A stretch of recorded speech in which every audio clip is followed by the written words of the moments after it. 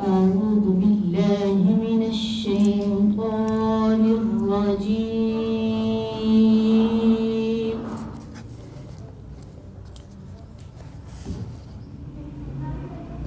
بسم الله الرحمن الرحيم.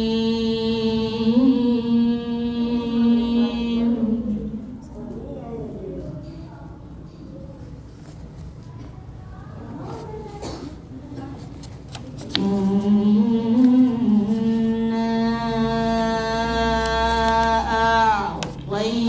أعطيناك الكوثر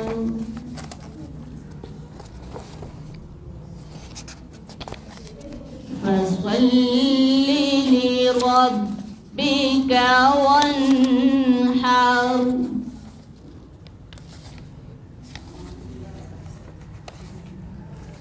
فصل لربك وانحر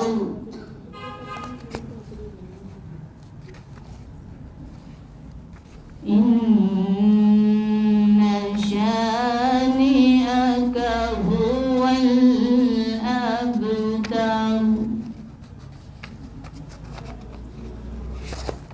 صدق الله العظيم.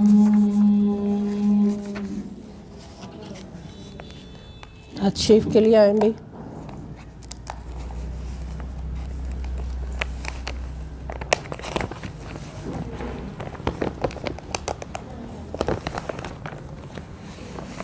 سلام علیکہ یا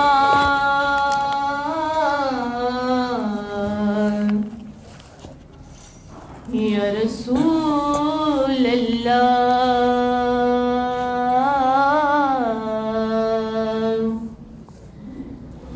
وسلم علیکہ یا حبیب اللہ.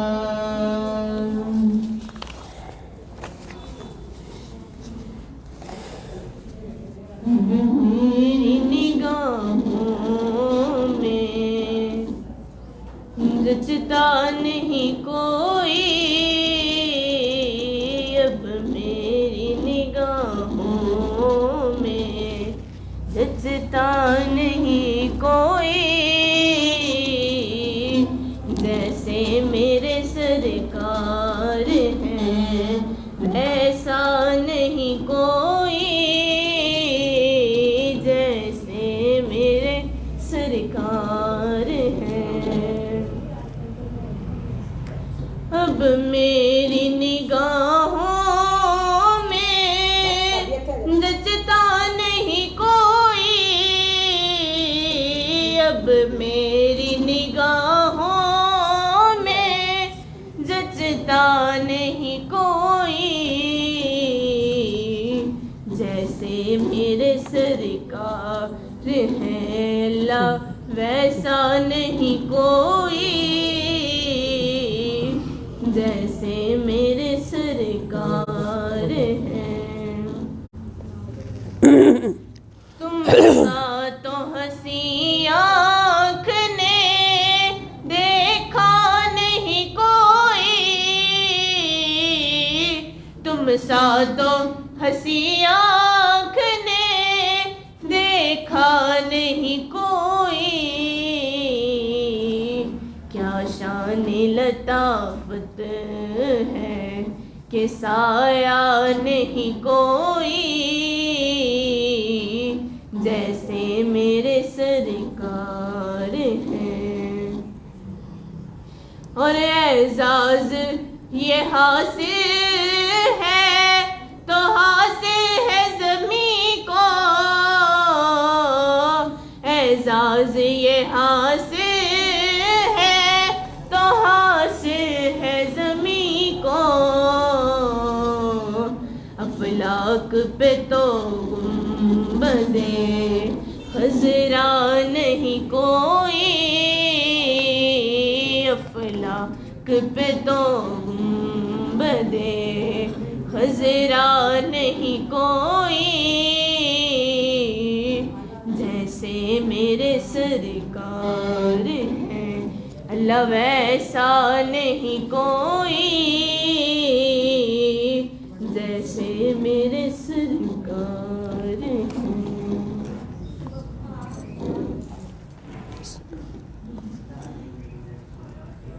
سیٹ نہیں.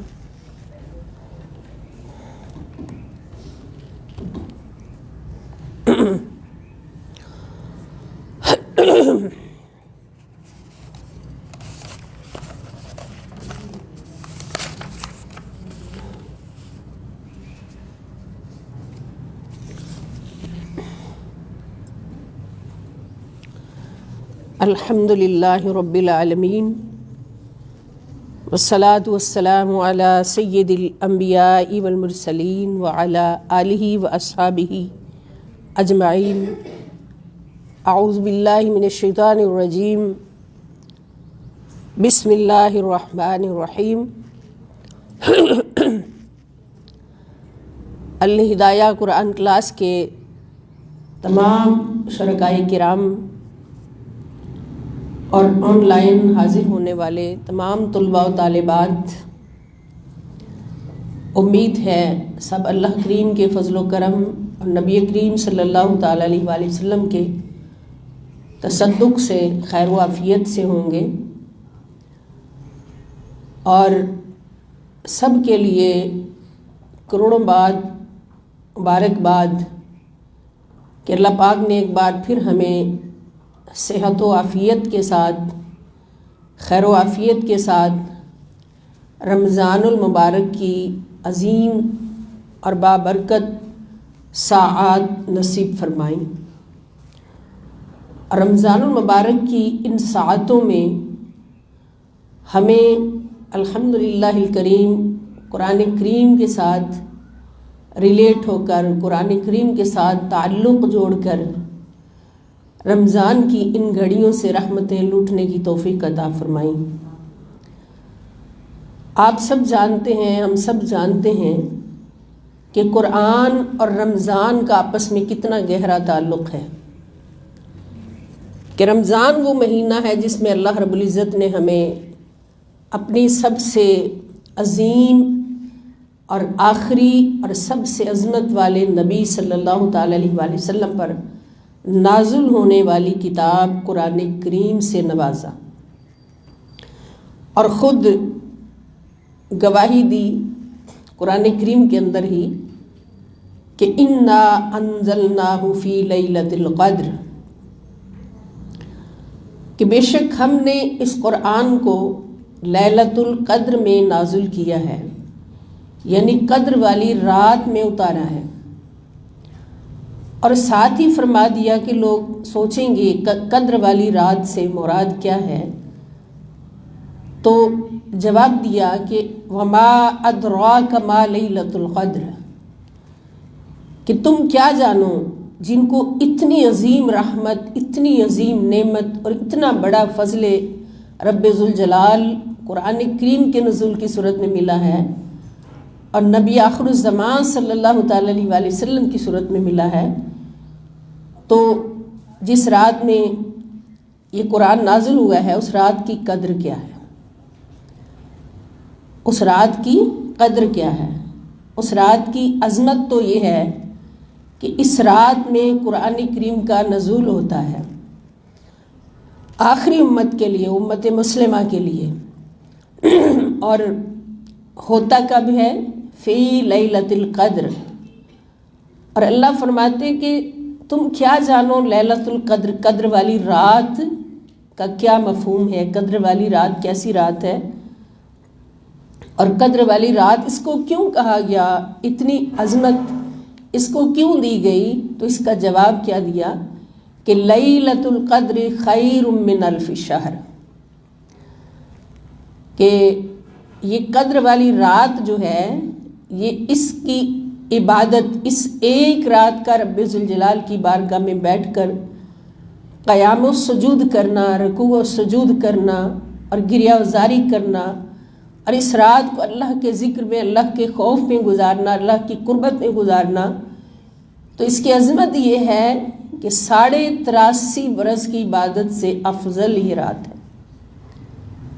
83.5 برس خیر من الف شہر، 1000 مہینے، 1000 مہینے کتنے بنتے ہیں؟ 83.5 سال بنتے ہیں۔ تو سن لو کہ اگر تمہاری عمر 83.5 سال ہو اور تم اس عمر کا ایک ایک لمحہ جو ہے وہ اللہ رب العزت کی عبادت میں گزارو، اللہ کی عبادت میں گزارو، ہر وقت باوضو رہو، ہر وقت نوافل، نمازیں، روزے، حج، جہاد فی سبیل اللہ اس طرح سے گزارو، تو وہ 83.5 برس کی عبادت کا ثواب ایک طرف رکھ لیں، اور ایک شب قدر، ایک رمضان میں، ہر رمضان میں آنے والی ایک شب قدر، اس کا ثواب ایک طرف رکھ لیں۔ تو یہ ایک شب قدر کی عظمت اور اس کا اجر و ثواب جو ہے وہ 83.5 برس جو اللہ کی بندگی میں گزارے مسلسل، ان سے کہیں افضل ہوگا۔ یہ نہیں بتایا کتنا افضل ہوگا، یہ ہماری نیتوں پر، ہمارے ایمان پر منحصر ہے کہ جتنا مضبوط ایمان ہوگا، جتنی خالص نیت ہوگی، جتنا اخلاص ہوگا ذات میں، اس کے مطابق خیر من الف شہر، 83.5 سال کی عبادت سے افضل ثواب ہوگا۔ اب سوچا جائے کہ اس رات کی اتنی بڑی فضیلت کیسے ہوئی، تو اس رات میں ایک گھڑی ایسی آئی جس گھڑی میں اللہ پاک نے پورے کا پورا قرآن جو ہے وہ لوح محفوظ پر نازل کر دیا، اور اس ایک گھڑی کے صدقے پوری رات عظمت والی، قدر والی ہو گئی، اور پھر اس ایک رات کے صدقے پورا رمضان قدر والا ہو گیا۔ یہ قرآن اور رمضان کا آپس میں تعلق ہے، گویا رمضان قدر والا ہوا ہے، رمضان کی راتیں قدر والی ہوئی ہیں، رمضان کی شب قدر قدر والی ہوئی ہے، تو خدا کی قسم نزول قرآن کی نسبت سے ہوئی۔ اس سے ہمیں پتہ چلی، سب سے پہلی بات پتہ چلی کہ نسبت کتنی بڑی چیز ہے۔ کسی اعلیٰ سے نسبت ہو جائے تو کہاں سے کہاں پہنچا دیتی بندے کو۔ اب اور بھی مہینے تو ہیں نا، رمضان کے بعد آنے والے، رمضان سے پہلے، لیکن کسی اور مہینے کو یہ شرف نہیں ہے کہ اس کو 83.5 سال سے افضل عبادت والی ایک رات ملی ہو، سوائے ربیع النور شریف کے، کہ یہاں پر ہم یہ راستہ ہے یہ جو اللہ پاک نے اس رات کی عظمت بتائی ہے، یہ رمضان کی عظمت بتائی ہے، تو خدا کی قسم یہ راستہ ہے، اور منزل وہ رات ہے جس رات نزول محمد مصطفیٰ صلی اللہ علیہ وسلم ہوتا ہے، بعثت محمد مصطفیٰ صلی اللہ علیہ وسلم ہوتی ہے۔ تو میلاد مصطفیٰ صلی اللہ علیہ وسلم کی رات عاشق ہمیشہ راستے پر چلتے ہیں تو وہ منزل تک پہنچتے ہیں۔ اب ہم نے جب یہ راستہ اختیار کیا کہ قرآن کے نزول ہونے کی رات اتنی افضل ہے، تو کوئی ایسی رات بھی ہوگی جو اس سے بھی افضل ہوگی، تو پھر ہمیں پتہ ملا، ایڈریس ملا اس رات کا، جس رات آمنہ کا لال آمنہ کی گود میں تشریف لایا صلی اللہ علیہ وآلہ وسلم۔ تو اس رات کی قدر و قیمت کئی ہزار، کئی لاکھ شب قدر سے بھی افضل ہو جاتی ہے، جس رات ہمیں محبوب خدا محمد مصطفیٰ صلی اللہ تعالیٰ علیہ وآلہ وسلم کی رحمت نصیب ہوئی ہو۔ تو یہ ساری باتیں آپس میں ریلیٹ ہیں، آپس میں متعلق ہیں۔ جب اس راستے پر چلنا ہے تو یہ سب کچھ ماننا پڑے گا، ان سب باتوں پر ایمان لانا پڑے گا، اور انشاءاللہ ایمان کامل ہوگا، ایمان بلند سے بلند ہوتا جائے گا۔ جب ساری عظمتوں کو مانتے مانتے آخر کار عظمت مصطفیٰ صلی اللہ علیہ وآلہ وسلم مل گئی۔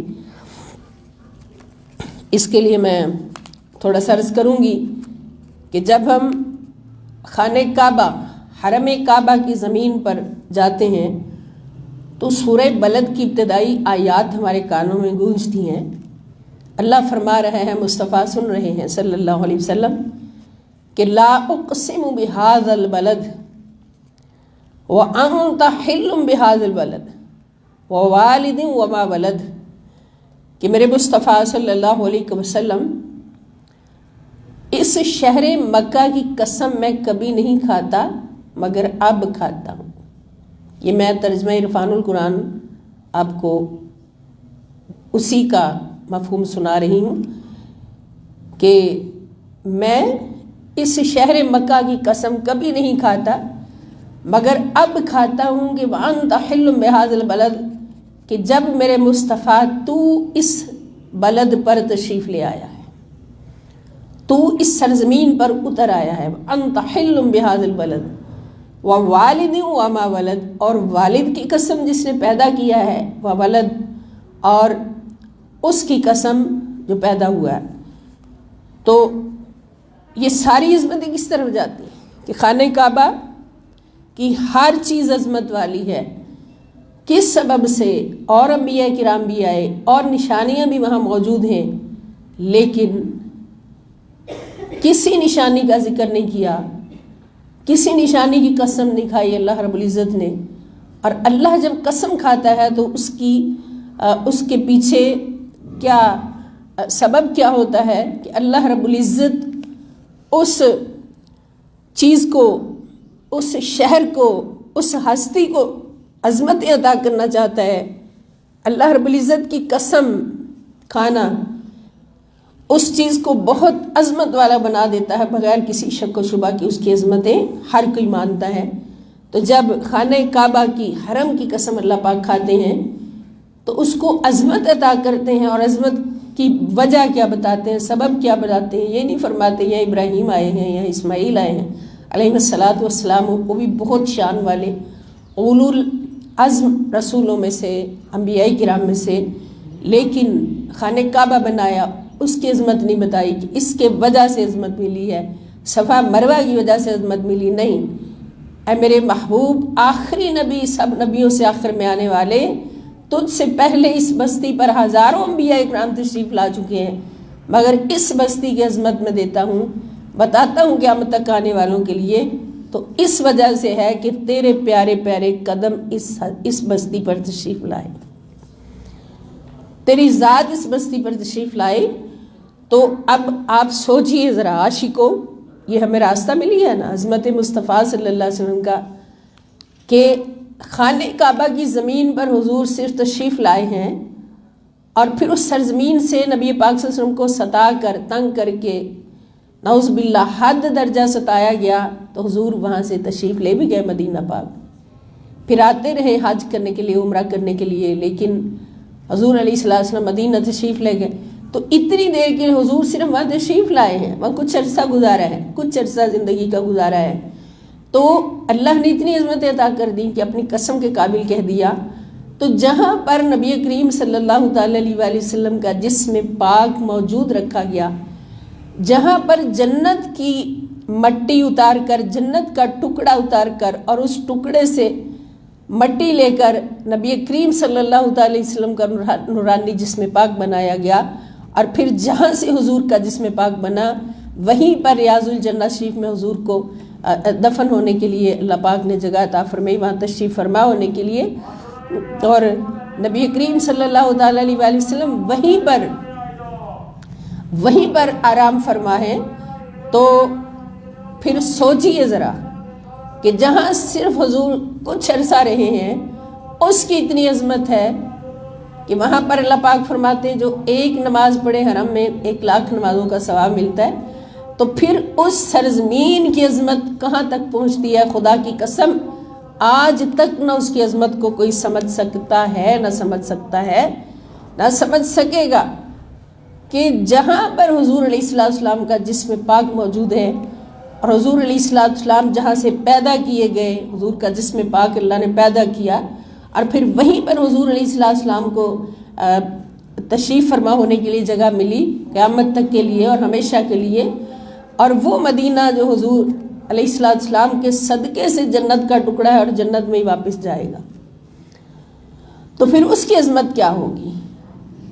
تو یہاں سے سمجھیے کہ اگر لیلۃ القدر رمضان کی ایک رات اس میں قرآن نازل ہوتا ہے تو اس کو اللہ تعالیٰ 83.5 برس کی عبادت سے افضل قرار دے دیتے، تو جہاں پر خود صاحب قرآن نازل ہو، اور جس رات میں اور آ کر وما ارسلناک الا رحمت للعالمین کا صحرا پہن کر آئے، اور اپنی رحمتوں سے، اپنے نوار و تجلیات سے، اپنے فیوز و برکات سے، اور اس قرآن کے نور سے उम्मत मुस्लिमा के सीनों को मुनव्वर कर दे और क़यामत तक आने वाले हर मोमिन को हुजूर अलैहिस्सलाम फैज़ पहुँचाएँ। और जब तक हुजूर का फैज़ ना मिले किसी को ना कुरान पढ़ा जाए, ना कुरान याद हो, ना तर्जुमा तफसीर पढ़ सके, खुदा की कसम जब तक मुस्तफ़ा का फैज़ नहीं मिलता। और इस पर ख़ुद कुरान गवाह है। अल्लाह ताला गवाही देते हैं कि लक़द मन्नल्लाहु अलल मुमिनीना इज़ बअस फ़ीहिम रसूलन मिन अनफुसिहिम यतलू अलैहिम आयातिही व युज़क्कीहिम व युअल्लिमुहुमुल किताब वल हिकमत व इन कानू मिन क़ब्लु लफ़ी ज़लालिम मुबीन। ये कुरान की गवाही है कि बेशक अल्लाह ने तुम पर मोमिनों पर यह एहसान फरमाया है, इज़ बअस फ़ीहिम रसूलन मिन अनफुसिहिम, जब उन्हीं में से मुराद ये कि शक्ल बशर में, लिबास बशर में अपना सबसे महबूब, सबसे अज़मत वाला रसूल पाक सल्लल्लाहु अलैहि वसल्लम अता फरमा दिए हैं। और उस रसूल की ड्यूटी सिर्फ 63 बरस के लिए नहीं है, ये 40 बरस के लिए नहीं है, उसकी ड्यूटी क़यामत तक के लिए है, बल्कि अबद तक के लिए है। अब क़यामत तक के लिए ड्यूटी क्या है? अल्लाह ताला फरमाते हैं कि यतलू अलैहिम आयातिही, कि वो लोगों को अल्लाह ताला की आयात की तिलावत करके सुनाता है। और जब उसकी आयात की तिलावत का फैज़ जिस सीने तक पहुँचता है, ज़रा तवज्जो रखिए, कि वायुज़क्कीहिम, तो उनके सीनों को पाक करता जाता है, उनके बातिन को तज़किया अता करता जाता है, पाक करता जाता है। अब सबसे पहले मैं ये बात बताना चाहूँगी कि इसमें ग्रामेटिकली आप देखें कि सीगा जो है फ़ेल मुज़ारे का इस्तेमाल हो रहा है। अब फ़ेल मुज़ारे वो फ़ेल है, अरबी में 2 अफ़ाल रखे गए हैं, फ़ेल माजी और मुज़ारे, जबकि उर्दू में हम 3 पढ़ते हैं, फ़ेल माजी, फ़ेल हाल, फ़ेल मुस्तक़बल। लेकिन अरबिक में फ़ेल माजी के लिए अलग सीगा है और फ़ेल हाल और मुस्तक़बल के लिए अलग सीगा है, और उसको कहते हैं फ़ेल मुज़ारे। मुज़ारे के मानी दुगना किया हुआ, दोहरा किया हुआ, डबल किया हुआ। तो इसका मतलब क्या है? जब अल्लाह कहता है कि तुम्हारे पास जो रसूल आ चुका है ना, ये जाने के लिए नहीं आया। इस आयत मुबारका से अज़मत मुस्तफ़ा सल्लल्लाहु अलैहि वसल्लम के बहुत सारे पहलू उजागर होते हैं। जो ये सोच लें कि हुजूर का फैज़ अब नहीं मिलता, हो तो फौत हो गए, वो तो अपनी कब्र में है नौज़ बिल्लाह। तो ये आयत हमें क्या बताती है? यातलू फ़ेल मुज़ारे, कि वो तिलावत करता है, आयात तिलावत का फैज़ देता है और हमेशा देता रहेगा, हमेशा देता रहेगा। यतलू फ़ेल मुज़ारे,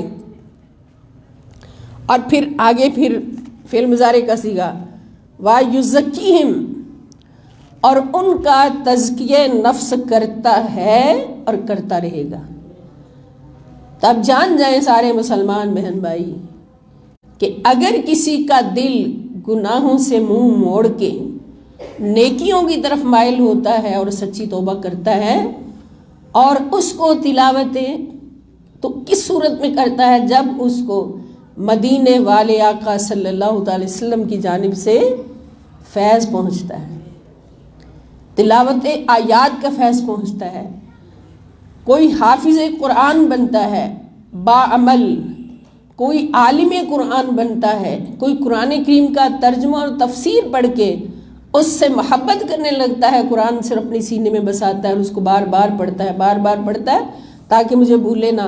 तो खुदा की कसम यकीन रखें कि उसकी तरफ सरकार दो आलम सल्लल्लाहु अलैहि वसल्लम की फैज़ व करम की निगाह मौजूद है।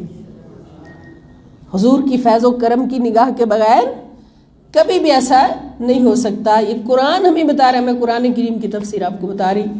यतलू अलैहिम आयातिही, कि वो आयात की तिलावत का फैज़ अता करता है।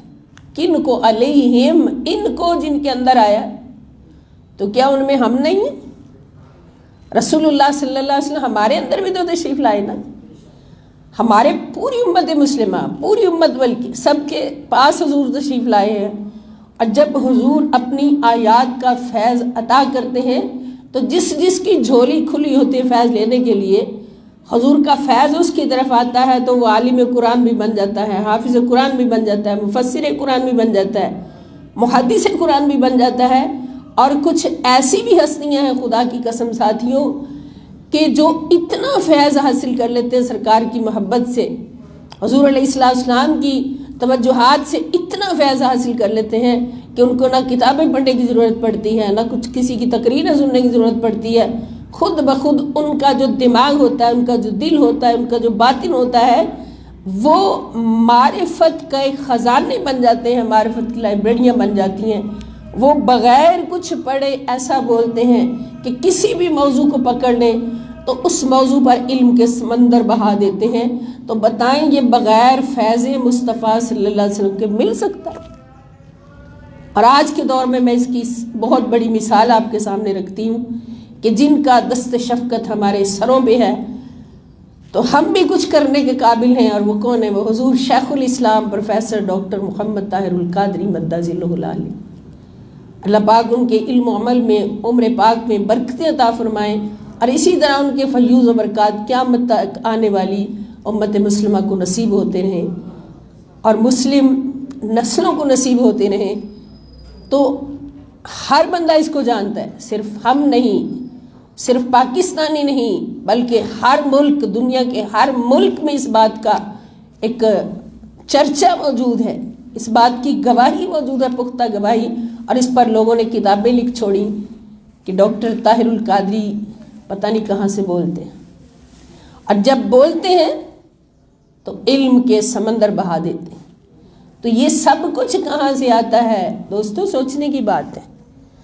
یہ سب کچھ جو بندہ خود اتنی کتابیں لکھ رہا ہے، اور کتابوں کی لائبریریاں ہزاروں اور لاکھوں تک پہنچنے والی تعداد کتابوں کی، اور خطابات کی صورت میں اتنا ہمیں ایک سرمایہ دے رہا ہے دین کا، تو وہ جو خود اتنا اعلیٰ لکھتا ہے، سوچیں ذرا وہ کون سی کتابیں پڑھتا ہوگا۔ ہاں، صحاح ستہ حدیث کی کتابیں، ان کو بھی ایک تجدید کی صورت میں مجدد ہونے کا حق ادا کیا۔ قرآن کا بھی انسائکلوپیڈیا لکھ کر اس امت کو تحفہ دیا 8 جلدوں میں، اور حدیث پاک کا انسائکلوپیڈیا بھی انشاءاللہ قریب آ رہا ہے، اور وہ اس سے کہیں زیادہ جلدوں میں ہمارے پاس تو تحفہ آئے گا انشاءاللہ، وہ بھی ہم اس ٹیبل پہ رکھ کے آپ کو بتائیں گے، اور انشاءاللہ اس سے فیض یاب ہوں گے۔ تو یہ بات یہ ہو رہی ہے کہ جب تک گنبد خضرا سے فیض نہیں آتا، سنہری جالیوں سے فیض نہیں آتا، تو کوئی ڈاکٹر طاہر القادری نہیں بن سکتا۔ ڈاکٹر طاہر القادری تو استاد ہیں، کوئی سید ہدایت رسول قادری بھی نہیں بن سکتا۔ تو پھر یہاں سے آپ لے لیں راستہ کہ اگر رمضان میں اترنے والی، رمضان میں آنے والی ایک رات نے نزول قرآن کی نسبت سے اتنا فیض ہے، اتنا کرم ہے، اتنی عظمت ہے ایک رات شب بیداری کرنے والے کی، تو پھر سوچئے کہ جس کے سینے میں قرآن آیا، جس کے ہاتھوں میں قرآن آیا، جس کی ذات پر قرآن اتار کے اس کو بھی قرآن بنا دیا گیا، لا ریب فیہ کی دلیل دے دی گئی کہ یہ لکھا ہوا کتاب ہے۔ اب یہ کتاب بند پڑی ہے، قرآن ہے، کتاب ہے، جب تک آپ اس کو کھولیں گے نہیں، پڑھیں گے نہیں، کوئی استاد نہیں ڈھونڈیں گے، آپ کو اس کے پڑھنے کا ثواب تو ملے گا، مگر اندر جو فیض ہے، برکتیں ہیں، وہ کب ملیں گی؟ جب کوئی استاد ملے گا اور وہ آپ کو یہ یاد کرائے گا۔ اور اللہ پاک نے اس قرآن کے عطا کرنے کے ساتھ، اس کتاب کے عطا کرنے کے ساتھ ہمیں جو استاد دیا سمجھانے کے لیے، وہ کون ہے؟ وَمَا أَرْسَلْنَاكَ إِلَّا رَحْمَةً لِّلْعَالَمِينَ، جس نے اس قرآن کو کھول کھول کے ہماری جھولی میں ڈال دیا اس کا ہر پیغام، تو پھر اس کے نازل ہونے کی رات کا مقام کیا ہوگا، عظمت کیا ہوگی؟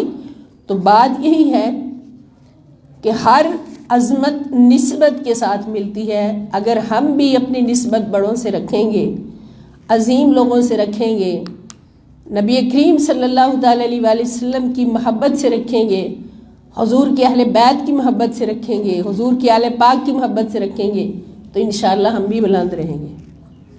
اور اگر حضور کے ساتھ اپنے نبی صلی اللہ علیہ وسلم کے ساتھ نسبت ہو جاتی ہے کہ ہم اپنا معیار زمانے سے جدا رکھتے ہیں، ہم تو محبوب بھی محبوب خدا رکھتے ہیں، تو خدا کی قسم میرے رب کا وعدہ ہے کہ اگر یہ نعرہ تمہارے ماتھے کی زینت بن جائے، تمہارے ماتھے کا سہرا بن جائے اور تمہارے گلے کی پٹی بن جائے، غلامی کی پٹی اس نعرے کی گلے میں ڈال لو، تو پھر تمہارے رب کا وعدہ ہے کہ وَأَنْتُمُ الْأَعْلَوْنَ إِن كُنتُم مُؤْمِنِينَ، تم ہی سربلند رہو گے، تمہیں کوئی ہرا نہیں سکے گا دنیا میں، کتنی بڑی فوج آ جائے، دشمن کی، شیطان کی، نفس کی کتنی بڑی فوج آ جائے، کبھی آپ کو ہرا نہیں سکے گی اگر تم مومن ہو۔ یعنی تمہارے گلے میں پٹا ہے تو کس کا غلامی ہے؟ مصطفیٰ صلی اللہ علیہ وسلم، عشق مصطفیٰ صلی اللہ علیہ وسلم کا۔ تو آج جو امت ذلیل ہو رہی ہے، اور بالخصوص پاکستان کا حال ہم دیکھ رہے ہیں، تو اس کی وجہ یہی ہے، یہ گلے میں یہ پٹا کسی کسی کے نظر آ رہا ہے، اور خاص طور پہ ہمارے حکمران تو اس قابل ہی نہیں، ہو سکتا ہے اللہ کے کرم سے کوئی نکل آیا ایسا بیچ میں سے کہ ان کے بارے میں یہ کہا جائے کہ وَأَنْتُمُ الْأَعْلَوْنَ إِن كُنتُم مُؤْمِنِينَ پر وہ پورا اترتا ہے۔ اللہ پاک پاکستان کی بھی حفاظت فرمائیں اور عوام پاکستان کی بھی حفاظت فرمائیں۔ تو یہ قرآن اور رمضان کا آپس میں تعلق ہے، اس لیے جب رمضان آتا، یہ حافظوں کے لیے بھی پیغام ہے کہ باقی مہینوں میں نبی کریم صلی اللہ تعالیٰ علیہ وآلہ وسلم ایک بار دور فرمایا کرتے تھے۔ دور سے مراد ہے کہ ایک حافظ قرآن ہے تو وہ دوسرے کو سناتا ہے، وہ اس کو سناتا ہے، تو اس طرح قرآن پکا ہوتا ہے۔ تو جب رمضان آتا ہے تو حفاظ کرام اس طرح سے دور کرتے ہیں تاکہ قرآن کریم پکا ہو اور وہ تراویح پڑھا سکیں۔ تو نبی کریم صلی اللہ علیہ وسلم باقی مہینوں میں ایک بار دور فرماتے ہیں، جب رمضان کا مہینہ آتا تو حضور 2 بار دور فرماتے ہیں۔ تو رمضان کے مہینے میں قرآن کریم کو کثرت سے پڑھنا اور قرآن کے ساتھ ریلیٹ رہنا، قرآن کے ساتھ جڑے رہنا، تو یہ ہمارے لیے بہت بڑی رحمت کی بات ہے، اور اللہ اور اس کے رسول صلی اللہ تعالیٰ علیہ وآلہ وسلم کا حکم بھی ہے، چاہت بھی ہے کہ امت مسلمہ کے بیٹے بیٹیاں، بڑے چھوٹے، بوڑھے جوان، سب رمضان آئے تو قرآن سے جڑ جائیں۔ تو اسی غرض کے لیے ہم نے الحمدللہ الکریم ہر سال رمضان المبارک میں شروع سے آخر تک 25 یا 26 رمضان المبارک تک دورہ قرآن کریم کرنے کا ایک سٹارٹ کیا ہوا ہے، ایک اہم کام، اور یہ منہاج القرآن ویمن لیگ انٹرنیشنل کے پلیٹ فارم سے، اور اب ہم دورہ قرآن 2023 اس میں الحمدللہ آج داخل ہو چکے ہیں، بیٹھ چکے ہیں، اور انشاءاللہ ہمارا یہ جو دورہ قرآن ہے یہ 25 رمضان المبارک تک جاری رہے گا، اور 25 رمضان المبارک کو ہم اس کی سرمنی کریں گے دعا کی، اور اس کے بعد کوشش کریں گے کہ اگر کچھ رہ گیا ہو تو وہ پھر عید کی چھٹیاں گزارنے کے بعد عید الفطر کی تو پھر اس کو جاری رکھیں اور پھر چلتے چلے جائیں۔ اب منہاج القرآن ویمن لیگ کا یہ کریڈٹ ہے کہ وہ رمضان المبارک کی بابرکت اور پر نور ساعتوں میں ملک بھر میں مختلف شعبہ زندگی سے تعلق رکھنے والی خواتین کے لیے دورہ قرآن کا اہتمام کرتی ہیں،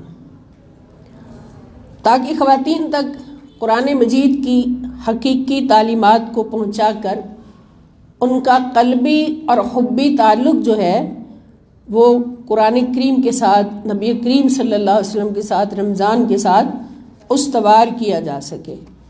تو اس سلسلہ میں آج ہم حاضر ہیں، اور ہمیں پتہ ہے کہ رمضان میں قرآن پڑھنے کی عظمت کیا ہے کہ باقی مہینوں میں ہم قرآن پاک ایک بار پڑھیں تو کتنے قرآن کا ثواب ملتا ہے؟ 70 قرآن پاک پڑھنے کا۔ تو 70 قرآن پاک تو ہم پورے سال میں بھی نہیں پڑھ سکتے اگر ہم اپنی طرف دیکھیں، اپنی طاقت کی طرف دیکھیں۔ تو ایک مہینے میں آپ ایک قرآن تو نہیں پڑھتے، اس مہینے میں اللہ رب العزت کا اتنا بڑا کرم ہوتا ہے کہ ہم سارے مسلمان جو ہیں وہ مقابلہ کرتے ہیں قرآن پاک پڑھنے میں، یعنی ایک دوسرے سے سبقت لے جانے کی کوشش کرتے ہیں فاستبقوا الخیرات کا حکم مانتے ہوئے کہ اللہ کی بارگاہ میں نیکیوں میں سبقت لے جایا کرو۔ تو اگر کوئی ایک قرآن پڑھے گا تو کتنا ثواب ہوگا؟ 70 قرآن پاک کا۔ اسی طرح 2 پڑھے ہیں 10 پڑھے، اگر 10 قرآن پاک پڑھے تو کتنے بنیں گے؟ 10 کو 70 سے ضرب دیں 700 قرآن پاک، 700 قرآن پاک پڑھنے کا ثواب ملے گا۔ تو اس ماہ مبارک میں، اور پھر اس ماہ مبارک کی یہ برکت ہے کہ اس میں ایک نیکی کریں تو 70 نیکیوں کا اجر ملتا ہے۔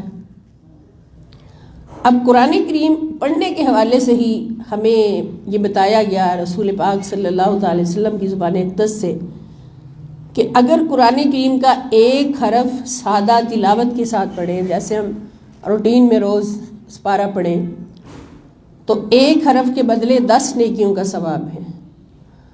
اور اگر ہم مل کر ترجمہ اور تفسیر کے ساتھ پڑھیں، جیسے اب ہم یہ مقصد لے کے بیٹھے ہیں کہ قرآن کریم کا جتنا حصہ بھی پڑھا گیا ترجمہ و تفسیر کے ساتھ پڑھنا ہے، تو پھر کیا ہوتا ہے؟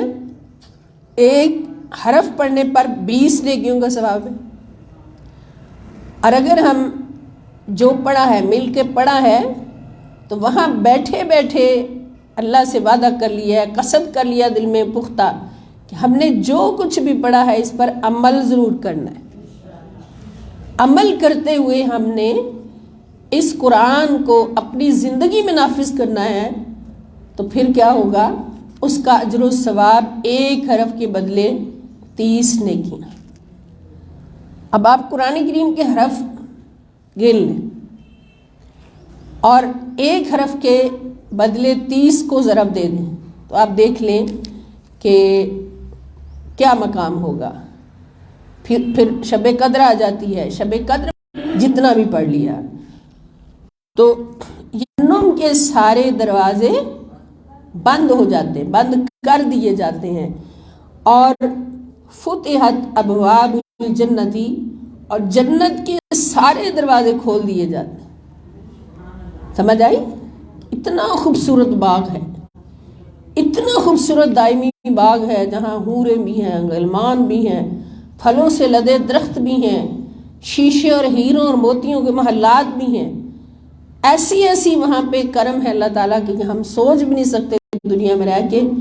تو اس کے دروازے کھل جاتے ہیں اور اللہ تعالیٰ فرماتے ہیں اب جو چاہے جنت میں داخل ہو جائے، کوئی رکاوٹ نہیں، جو چاہے جنت میں داخل ہو جائے۔ اب اس مہینے میں ہمارے پاس ٹائم ہوتا ہے، ہمارے پاس ٹائم ہوتا ہے، کہیں جانے کا ایک ٹکٹ ہوتا ہے نا، کسی اچھی جگہ پہ جائیں، بڑے پارک میں جائیں تو ٹکٹ پہلے لینا پڑتا ہے، لیکن جنت میں بھی کچھ نہ کچھ چاہیے ہوتا ہے، ٹکٹ چاہیے ہوتا ہے جانے کے لیے۔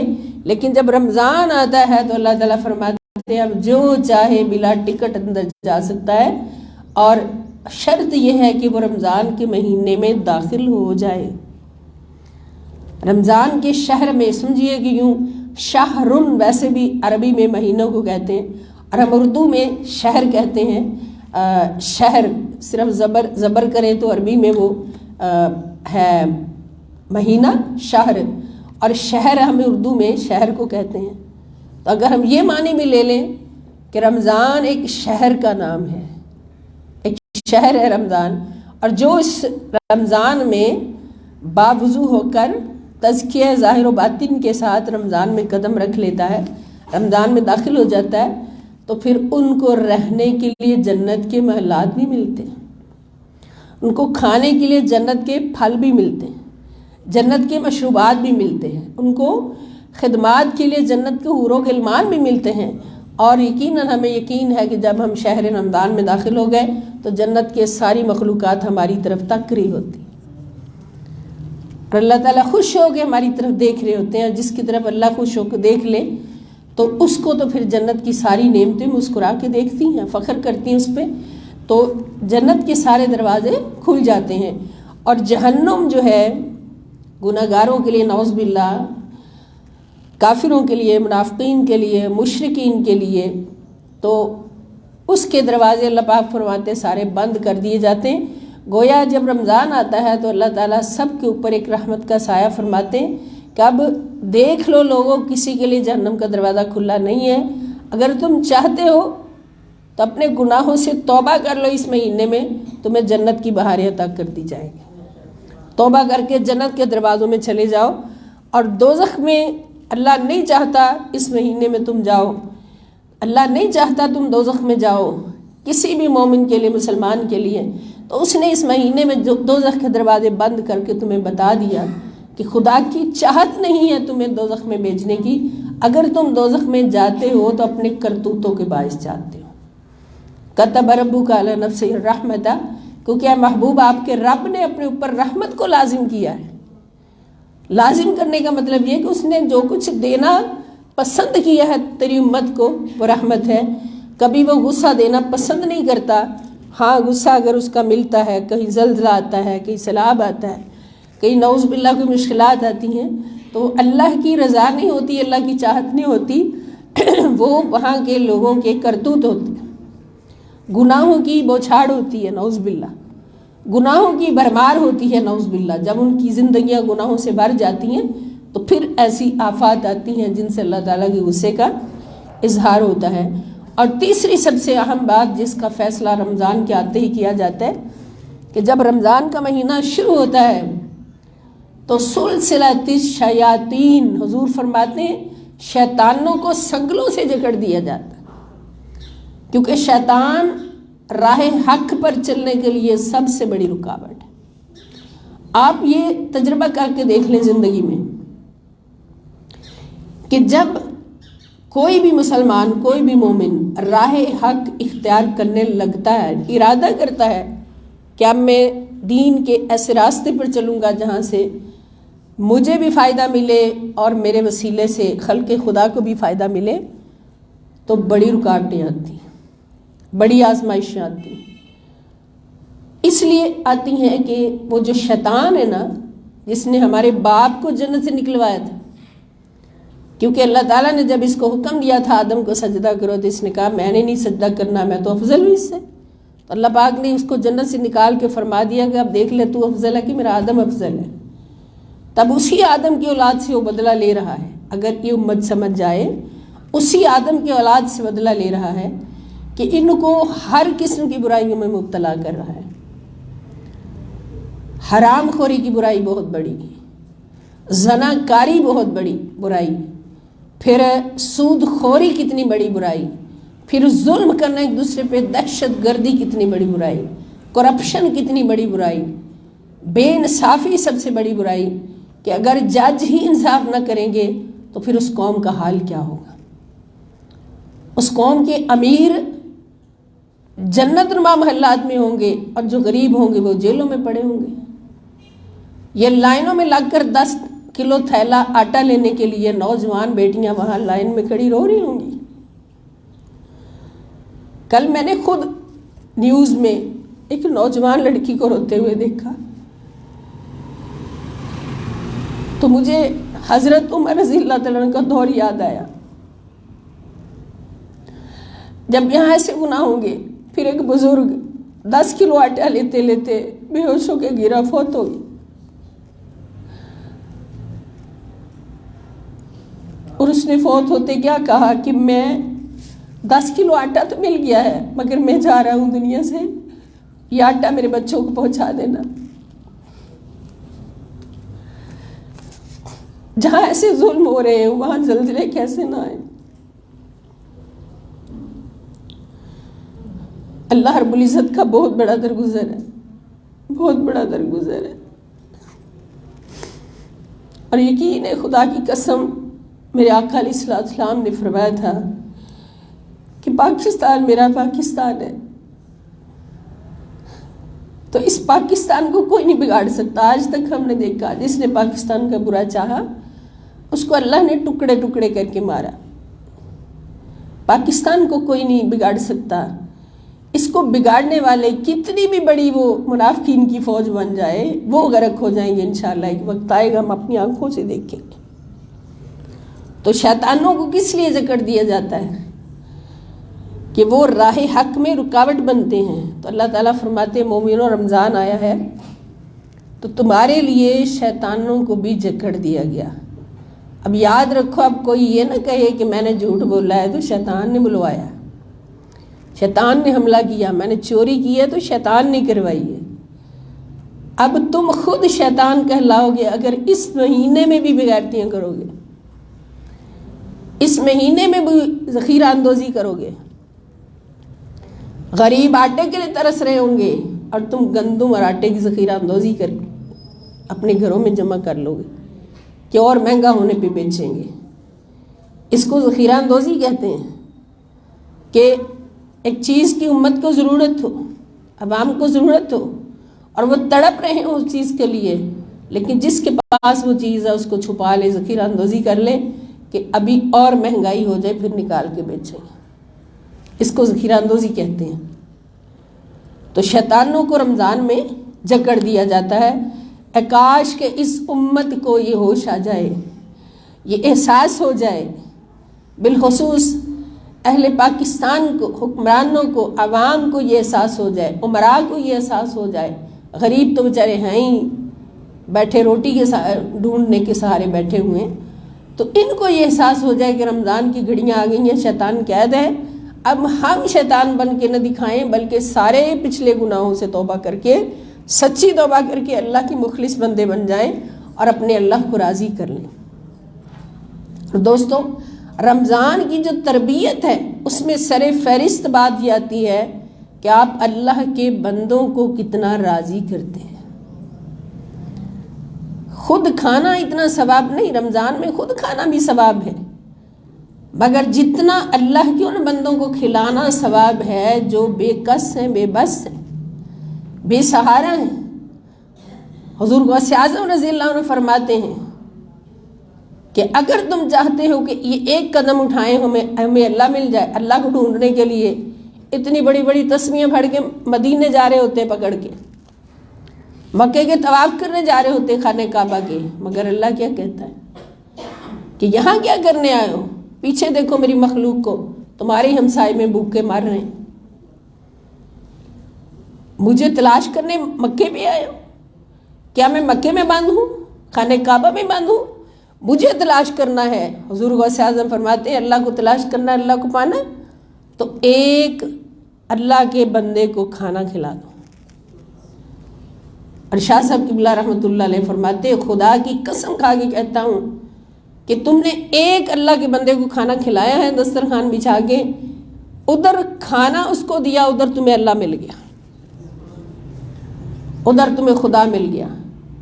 تو یہ خدا کو ڈھونڈنے کے طریقے ہیں. اللہ تعالیٰ فرماتے ہیں شیطانوں کو قید کر دیا گیا، آپ جتنی چاہو نیکیاں کر لو، جتنی چاہو حق بات پہ قائم ہو جاؤ، جتنی چاہو نیکیاں کر لو. فاستبقوا الخیرات، نیکیوں میں سبقت لے جاؤ.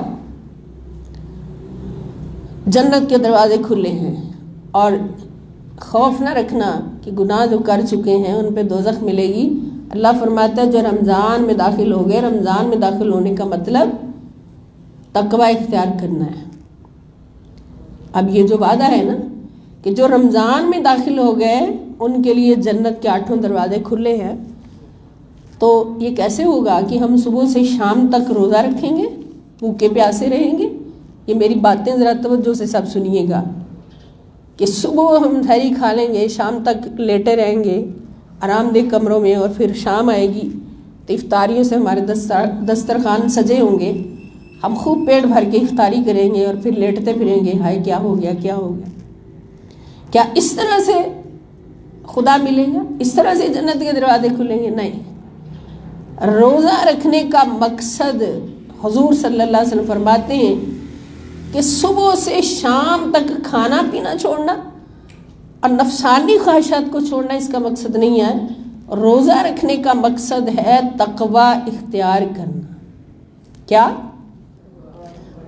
ذرا زور سے بولیں. ہاں، تقوی اختیار کرنا. اور تقوی کے معنی سمجھ لیں سارے، जो फिज़िकली मौजूद हैं अल्हम्दुलिल्लाह और जो ऑनलाइन मौजूद हैं कि तकवा का मतलब नमाजें पूरी करना नहीं, रोज़े पूरे करना नहीं, हज करना नहीं। तकवा का मतलब है कि आपने अपनी ज़िंदगी से हर गुनाह को काट कर फेंक देना, अल्लाह की हर नाफरमानी को ज़िंदगी से ख़त्म कर देना है, फेंक देना है, उतार के कत्ल कर देना है तेज़ छुरी से, ताकि दोबारा ये ज़िंदा होके मुझे चिमट ना सके। अपने नफ्स को मारना है, नफ्स को मारने की तरबियत है रोज़ा रखना। अब रोज़ा जब हम रखते हैं तो किस तरह, अल्लाह ताला फरमाते हैं सुबह से शाम तक आपने हलाल चीज़ों को भी तर्क करना है। जब बंदा पूछता है मौला क्यों, फरमाता है मेरा हुक्म। ये ना पूछो क्यों, ये सुनो कि मेरा हुक्म है कि तुमने मेरे हुक्म को पूरा करते हुए मुझे राज़ी करते मेरी रज़ा के लिए सुबह से शाम तक खाना पीना छोड़ना है, तर्क करना है। अब खाना पीना छुड़वा कर अपनी मर्जी से, अपनी मर्जी हर कदम पे बंदे से करवा कर अल्लाह ताला तरबियत क्या करते हैं कि मेरे बंदों सोचो कर रमज़ान में हलाल चीज़ें छुड़वा कर जो तुम्हारी तरबियत कर रहा हूँ और इसका अजर अजीम तुम्हें बता रहा हूँ, ये 30 दिन अगर तुम ऐसा करोगे तो हर नेकी पर 70 गुना अजर होगा, हर घड़ी में 70 हज़ार गुनाहगारों की बख्शिश होगी। और जब आखिरी रात रमज़ान की आएगी तो अल्लाह फरमाता है फरिश्तों जितने सारे रमज़ान में गुनाहगार बख्श दिए उनके बराबर और बख्श दो। ये ईद की रात ईदी मिलती है तो जो रह जाते हैं उस रात बख्शे जाते हैं। तो इतनी मेहरबानियाँ, इतने करम, इतनी रहमतें अल्लाह ताला किस लिए करता है, समझ आई किस लिए करता है? कि हमने 30 दिन अल्लाह की मर्जी में गुजारे। अल्लाह ने कहा सुबह से शाम तक नहीं खाना, हमने कहा ठीक है। भूख लगी भी तो मौला हम एक लुकमा लेना तो क्या उसकी तरफ देखेंगे भी नहीं। सख्त गर्मी है, प्यास शिद्दत की लगी भी तो सामने हमारे ठंडे मीठे मशरूब पड़े, हम किसी की तरफ देखें भी नहीं। अपनी जायज़ ख्वाहिशात को पूरा करने के हमारे पास वसाइल हैं मगर हम उनसे भी मुँह मोड़ेंगे। मौला तेरी रज़ा के लिए, तेरी मर्ज़ी के लिए, तुझे खुश करने के लिए। तो अल्लाह ताला फरमाते हैं जिसने हलाल चीज़ें 1 महीने में मेरी मर्ज़ी से छोड़ी हैं उनके लिए मरते वक्त, आखिरी वक्त, निज़ा के वक्त 70 बार मैं उनका अपना दीदार अता करूँ। 70 बार मैं अपना दीदार अता करूँगा। और उसकी अलामत ये होती है कि जब बंदे का आखिरी वक्त आता है तो बड़ा पुरस्कून होता है, मुस्कुरा रहा होता है, आंखें बंद करके अल्लाह की बारगाह में सर झुका देता है क्योंकि उसको जलवे नज़र आ रहे होते हैं। और इसकी बहुत बड़ी दलील हमने अपने किबला शाह साहब को देखा, मुतमईन चेहरा, मुस्कुराता चेहरा, आंखें बंद, सर झुका हुआ बैठे हैं। अल्लाह पाक ने रूह कब्ज़ फरमा ली और फिर जाते हुए सबने देखा किस तरह से मुस्कुरा रहे थे।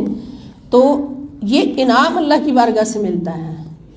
अब ये बात हमने अपने जहन में पुख्ता करनी कि इतना बड़ा इनाम, हाय हाय, मेरा मौला अगर हलाल छोड़ने पे अपनी मर्ज़ी पर, अपनी मर्ज़ी से हलाल छुड़वाता है। हम हलाल छोड़ते हैं एक सारा दिन और फिर रात सारी खाते खाते भी गुजारते हैं।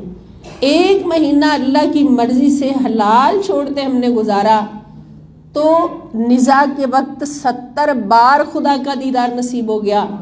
तो सोचिए ज़रा दोस्तों, मुसलमानों, बहन भाइयों, कि अगर उसी रब की मर्ज़ी से हम सारी ज़िंदगी हराम छोड़ेंगे, रमज़ान में अगर हलाल छोड़ा है तो हराम भी तो छोड़ा है, हराम भी छोड़ा। अगर सारी ज़िंदगी हराम छोड़ेंगे, हलाल वो नहीं छुड़वाता ज़िंदगी भर, सिर्फ रमज़ान में छुड़वाता। तो फिर ज़रा अंदाज़ा करें कि 1 महीना हलाल छोड़ने का ये अजर है तो सारी ज़िंदगी के लिए जब हम हराम छोड़े, हराम से मुराद हर गुनाह है, झूठ बोलना है, किसी को धोखा देना है, चोरी करना है, किसी का माल बेगुनाह गसब करना है, किसी को कत्ल करना, जो भी हराम काम है, रिश्वत खाना है, सूद खाना है, तो जो पूरी ज़िंदगी हराम छोड़कर गुजारेगा गोया उसने पूरी ज़िंदगी रोज़ा रखा अल्लाह की मोहब्बत का।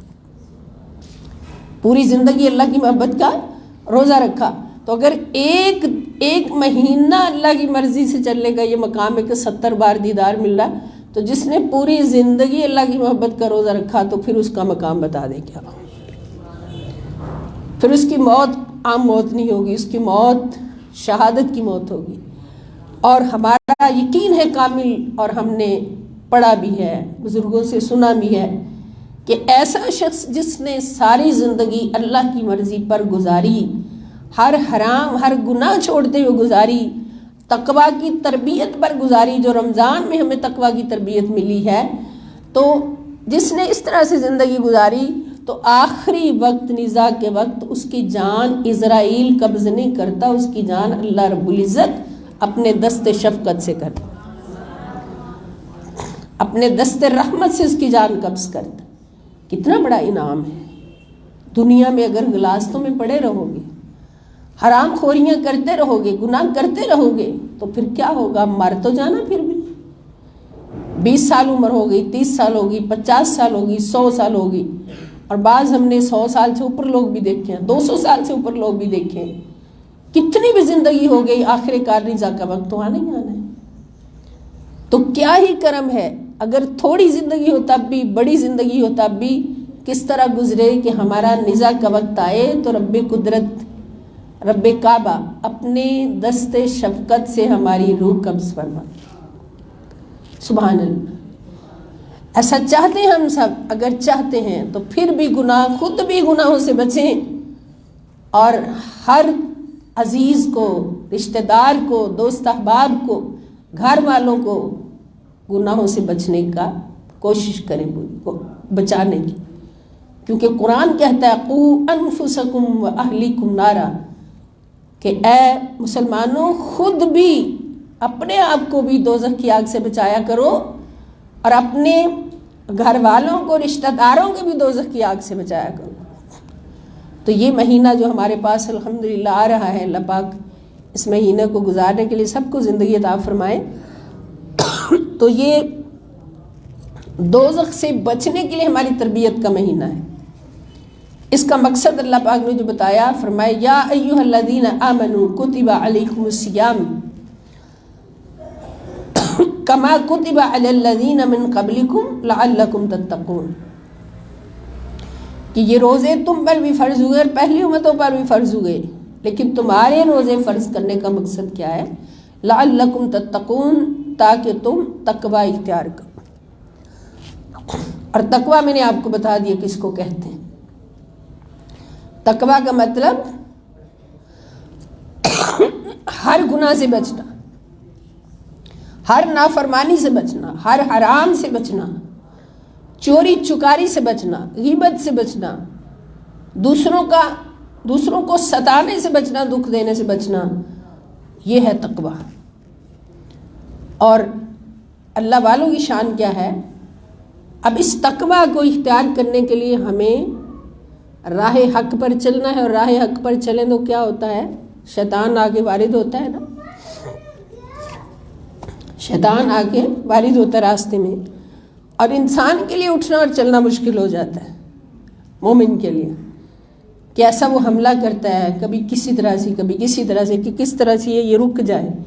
لیکن اللہ رب العزت کی بارگاہ سے مدد شامل حال ہوتی ہے، چونکہ نیت خالص ہوتی ہے، نیت صاف ہوتی ہے، تو اللہ تعالیٰ مدد فرماتے، اور وہی بندہ چھلانگ مار کے راہ حق پہ آ جاتا ہے اور اپنی ڈیوٹی ادا کرتا ہے۔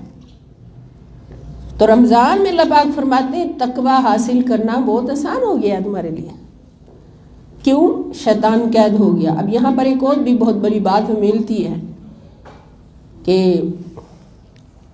عزیز دوستو، سمجھنے کی بات ہے کہ اگر 1 ماہ تک ہم نے تقوی اختیار کیا ہے، 1 ماہ تک اللہ کی محبت میں، یوں لگتا ہوتا ہے رمضان میں جو اللہ کی مرضی سے رمضان گزارتے ہیں کہ وہ فیل کرتے ہیں کہ ہم ہر گھڑی اللہ کی بارگاہ میں بیٹھے ہیں۔ بتائیں ایسا ہوتا ہے یا نہیں؟ صبح سحری کے لیے اٹھے ہیں، اللہ کی بارگاہ میں ہیں، سحری کھانے میں جو لذت ہے لگتا ہے، اللہ تعالیٰ کی بارگاہ میں بیٹھے سحری کھا رہے ہیں، سارا دن گزارا اللہ تعالیٰ کی بارگاہ میں، افطاری کی اللہ تعالیٰ کی بارگاہ میں، اللہ اور اس کے رسول صلی اللہ علیہ وسلم کے قرب میں جب سارا رمضان گزرا اور تقوی اختیار کیے رکھا، تو اس کا پھر آفٹر ایفیکٹ کیا ہوتا ہے، اس کا آؤٹ پٹ کیا ہوتا ہے کہ باقی ہمیں اتنی تربیت مل چکی ہوتی ہے، اگر ہم نے صحیح رمضان گزارا تو اتنی تربیت ہمیں مل چکی ہوتی ہے کہ پھر باقی مہینے بھی وہ تقوی جاری رہتا ہے۔ بولیں ایسا ہوتا ہے کہ نہیں؟ باقی مہینوں میں بھی وہ تقوی جاری رہتا ہے۔ اس پر آپ کی آواز مدھم نہیں ہونی چاہیے۔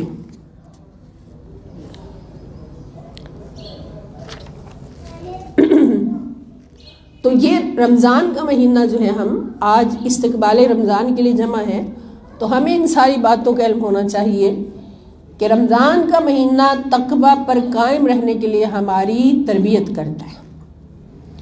اگر حلال چھڑوایا ہے اللہ پاک نے تو ایک تربیت کی ہے کہ اللہ جس بات سے روک کے اس سے رک جانے سے کتنا سکون ملتا ہے، پھر آخری وقت کتنا بڑا انعام ملتا ہے کہ اس کے لیے اللہ پاک 70 بار اپنا دیدار عطا فرماتے ہیں۔ اور پھر جب جنت میں جا رہے ہوتے لوگ، جنت کے 8 دروازوں سے آوازیں آ رہی ہوتی ہیں کہ نمازی اس دروازے سے آ جائیں، اور زکوٰۃ دینے والے اس دروازے سے آ جائیں، حاجی اس دروازے سے آ جائیں، تو جو روزہ رکھنے والے ہوتے ہیں ان کو ملتا ہے دروازہ باب الریان، اور ہر دروازے پہ عبادت کرنے والے کا نام لسٹ لگی ہوتی ہے۔ جیسے پاس ہونے والوں کی لسٹ ایک طرف ہوتی ہے، نعوذ باللہ توبہ توبہ، جو فیل ہونے والے ان کی ایک طرف ہوتی لسٹ، تو اسی طرح ہر جنت کے دروازے پر اس عبادت کا حق ادا کرنے والے کی لسٹ لگی ہوتی ہے۔ تو باب الریان، اس پر روزہ داروں کی لسٹ لگی ہوتی ہے۔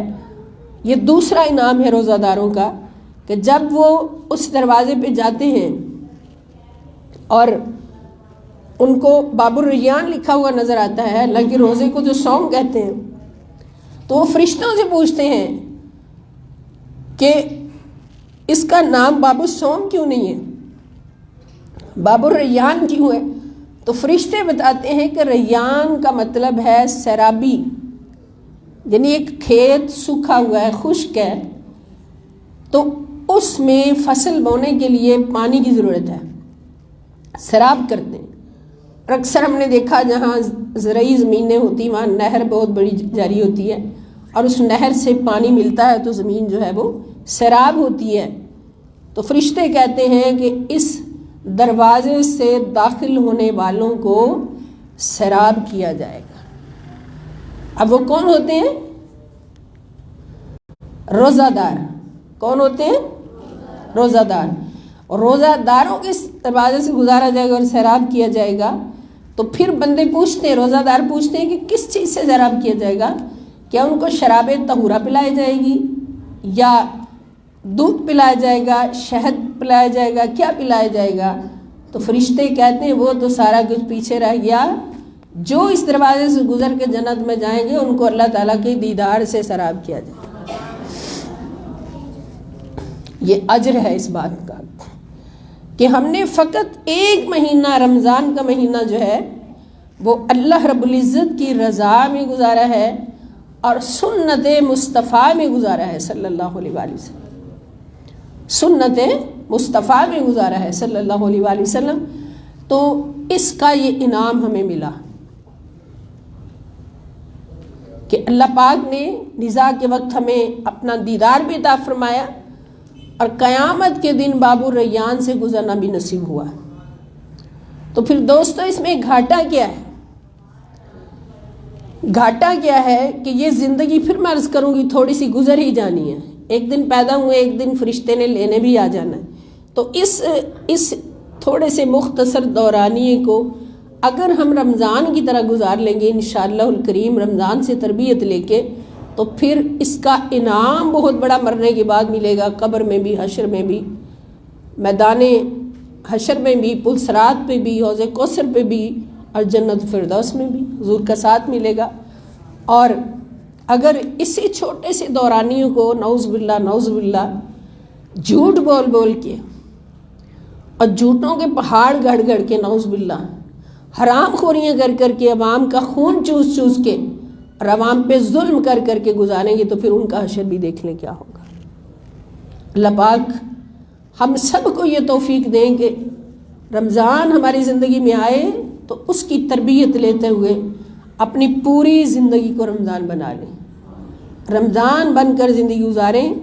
تو اسی مقصد کے تحت منہاج القرآن ویمن لیگ انٹرنیشنل کے پلیٹ فارم سے ہم یہاں پر حاضر ہوئے ہیں کہ اپنے آپ کو قرآن سے اور رمضان سے جوڑیں، اپنی پیاری بہنوں کو، بیٹیوں کو اس کے ساتھ ریلیٹ کرنے کے لیے ایسی پروگرامز منعقد کریں کہ جس میں دورہ قرآن بھی ہے، یعنی پورے قرآن پاک کا 30 پاروں کا دورہ بھی ہے، اور دورہ قرآن با اعتبار مضامین بھی ہے، یعنی جیسے ہم نے پچھلے سال کیا تھا کہ موضوعاتی دورہ قرآن کریم بھی ہے جس میں موضوعات کے حوالے سے بحث ہوتی ہے، اور اس میں مختلف اور بھی پروجیکٹس ہیں کہ سیدہ کائنات سلام اللہ تعالیٰ علیہ حضرت بی بی فاطمۃ الزہرا سلام اللہ تعالیٰ علیہ جو ہیں، اور ان کا دن بھی الحمدللہ 3 رمضان المبارک، اس میں سیدہ کائنات کا ذکر پاک بھی کریں، سیدہ خدیجۃ الکبریٰ کو بھی کی بھی نسبت ہے اس رمضان کے ساتھ، بلکہ رمضان کو ان کے ساتھ نسبت ہے، تو ان کا ذکر بھی کیا جائے۔ اور اس کے علاوہ جو بھی ایونٹس ہیں اس میں 17 رمضان یوم بدر ہے، اور غالباً 21 رمضان یوم علی بھی ہے، تو اس طرح سے سارے یوم بھی ہم ساتھ ساتھ ان کے ساتھ بھی ہم تعلق جوڑیں ان ہستیوں کے ساتھ، تاکہ ہمارا ایمان درست ہو، ہمارے اعمال صالحہ ہوں، ہماری زندگی تقویٰ سے بھر جائے، اور ان ہستیوں کے قدموں کی خاک ہم بن جائیں کہ رمضان جن سے ریلیٹ ہو کے اتنی عظمتیں پا گیا، تو ہم بھی ان کے ساتھ نسبتیں جوڑ کے تو عظمتیں حاصل کریں۔ تو ساری بہنوں سے، مسلمان بہن بھائیوں سے گزارش ہے کہ خود ہی اس کلاس کو اٹینڈ نہ کریں بلکہ اپنے ساتھ سینکڑوں کو اور بھی شامل کریں۔ تو یہاں پر بھی فزیکلی میں بھی جو کلاس میں آئے ہیں لوگ، تو کل سے وہ زیادہ دعوت دیں اپنے اپنے علاقے میں، محلے میں، تو اور زیادہ بہنوں کو آنا چاہیے۔ تو یہ غنیمت موقع ہے، اس کو غنیمت موقع سمجھیں، اس طرح کا موقع پھر پورے سال میں نہیں ملتا۔ اللہ پاک سب کی خیر فرمائیں، تحریک منہاج القرآن کی خیر فرمائیں، حضور شیخ الاسلام کی خیر فرمائیں، اور ایسا بادشاہ ہمیں عطا فرمائیں کہ جو ملک کے ہر کونے سے دین اسلام کی آواز بلند کرے، اور ہر قانون اور ہر جو اس میں رواج ہے وہ دین اسلام کا نافذ کرے، اور عوام کے لیے وہ ایک بہت بڑا رحم دل بادشاہ ہو، اور حضرت عمر فاروق رضی اللہ تعالیٰ عنہ کا سچا اور سچا غلام ہو۔ اللہ پاک سب کی خیر فرمائے۔ ربنا تقبل منا انک انت السمیع العلیم وتب علینا انک انت التواب الرحیم، فصلی اللہ تعالی علی خیر خلقہ ونور عرشہ وزینۃ فرشہ سیدنا و مولانا محمد و آلہ و اصحابہ اجمعین برحمتک یا ارحم الراحمین۔ انشاءاللہ الکریم کل بھی 11:30 انشاءاللہ کلاس شروع ہوگی، تو اس میں کل ہم انشاءاللہ پہلا پارہ شروع کریں گے، اور آج تو ایک استقبال رمضان تھا، کچھ تعارف تھا رمضان اور قرآن کا، تو کل ہم انشاءاللہ پہلا پارہ شروع کریں گے، اور پھر یہ سلسلہ انشاءاللہ جاری رہے گا۔ والسلام علیکم ورحمۃ اللہ وبرکاتہ۔